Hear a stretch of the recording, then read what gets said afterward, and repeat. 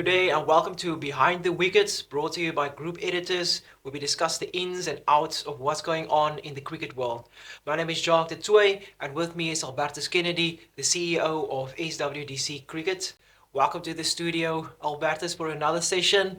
We'll jump right into the questions. The champions of the Six Gun Grill T20 knockout competition was crowned the past weekend with the match between Pacaltsdorp United and Mossel Bay.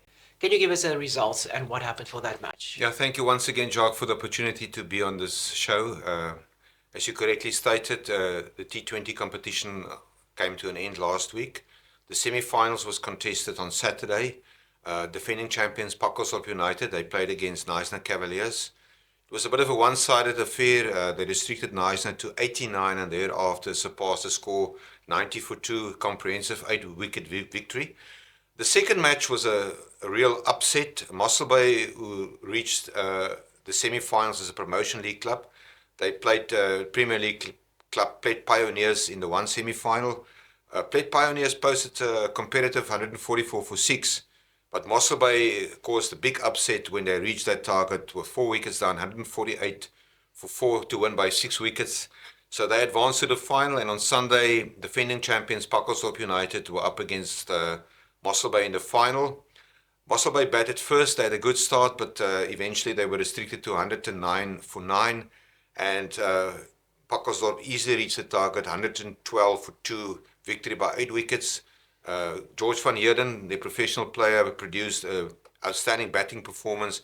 He scored 51 not out from only 17 deliveries. So Pacaltsdorp remained the champions in the T20 competition. That's impressive performance by Pacaltsdorp. Looks like the bowlers are on their game, both in the semis and in the finals. They kept it to low scores and then they were able to come back in. So I understand that there is an opportunity for the SWDC T20 champions, which is Pacaltsdorp, to represent the Western Cape at the Cricket South Africa T20 Community Cup. Can you please tell us a bit more about that? Yeah, that is correct. The 3 participating unions in the Western Cape, Western Province, Boland and Southwestern districts, their respective club champions will advance to a knockout competition. That'll take place over the weekend, 23 and 24 November, which Pacaltsdorp will once again represent SWD. And the eventual winner will advance to the Cricket South Africa Community Cup T20 Championships that will be hosted in Pretoria 13 to 15 December. Unfortunately, to date, no club team from the SWD has made it through to that competition, so there's an opportunity and an aspiration for Pacaltsdorp. High expectations for Pacaltsdorp to represent our part of the world. We'll see what they do. So the SWD Premier League starts on Saturday. What's on the cards for cricket on that one? Yeah, quite rightly, we've concluded the T20 competition now, and the Premier League competition, also sponsored by Six Gun Grill, will kick off this weekend. There are 8 teams. They will play a double round before there will be a qualifier and a final. It's an interesting competition. It is our premier competition. Defending champions Pacaltsdorp United, they're also the defending champions in this competition. Nice. They will host Plett Pioneers at home tomorrow. Then Union Stars will host, they've got 2 teams. Union Stars 1 will play against George at the Brisbane Sports Ground. And then the Union Stars 2 will travel to Renendal, where they will take on knysna-plett, who played in the final last year. And then Harlequins at home will play Sussex from Mossel Bay. Sussex recently promoted to the Premier League. We're looking to an interesting weekend of cricket. The fact that the professional players are available for their clubs will also add some interesting spice up for this competition. A bit more interesting. So if I look at it, Pacaltsdorp is performing really well. Mossel Bay, promotional league team coming into the finals. It looks like they are really developing with the cricket. That's right. What would you say is a success for Pacaltsdorp? What are they doing right, and what do you think is also going right with Mossel Bay? Yeah, I think, Pacaltsdorp, they've got a well-balanced side, and their professional players like George van Heerden, they will kick on when it's necessary with Liabona Malifi. Warren Bell is an experienced player. He played for them. He played over 120 first-class matches in his career. Mossel Bay obviously is a promotion league club. I think a lot of the teams underestimated them in the T20 competition, but all in all, it was a great team effort, and we need to compliment their run chase in the semi-final against Plett Pioneers. They did well, and they stuck to their guns. Albertus, it was again a tough weekend for the Six Gun Grill Gardenwood Badgers women's team in the Hollywoodbets Pro series. Can you tell us a bit about what happened in the Pro 20 and the Pro 50 competitions?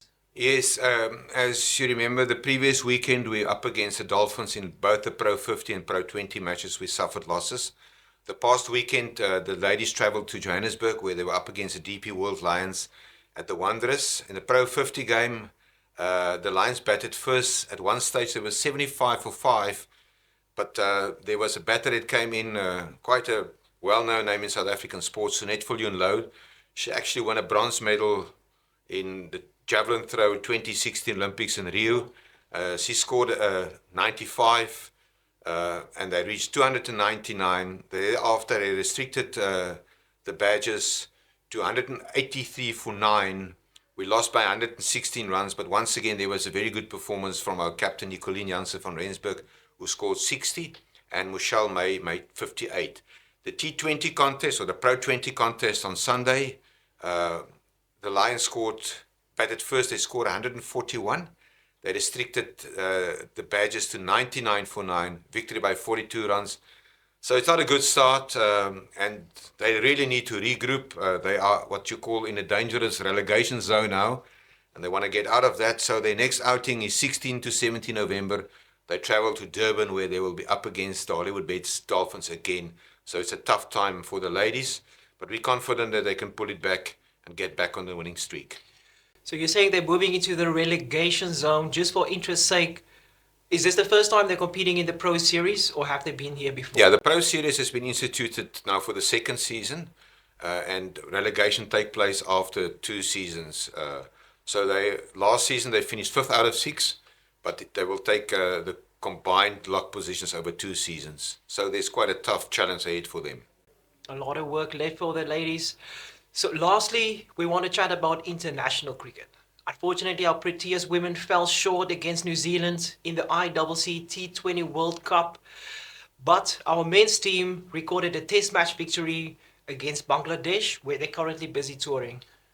Can you tell us a bit more about what's happening with the Proteas in Bangladesh? Yeah, thank you very much. If I could just go back one, unfortunately, as most of the viewers were glued to their seats on Sunday, we reached the second consecutive final in the T20 competition after we successfully knocked out 6-time champions Australia in the semi-finals.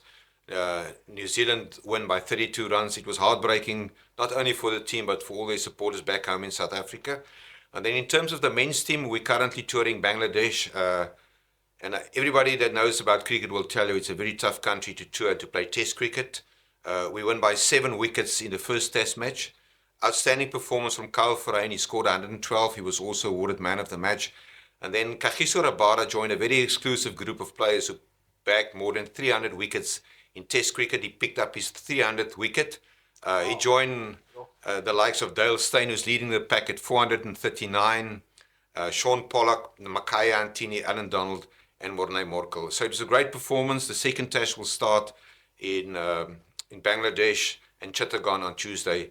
If we win this series, and we record outright wins in the next 2 home series against Sri Lanka and Pakistan respectively, there's a good opportunity that we can advance to the final of the ICC Test Match Final. All right, Albertus, thank you for giving us a wrap-up of what's happening in local cricket and international cricket. I thank you again for your time, and I thank everybody for tuning in to Behind the Wickets. We'll be back again next week to give you a wrap-up of what's going on in the world of cricket. Thank you, Albertus. Was an hour.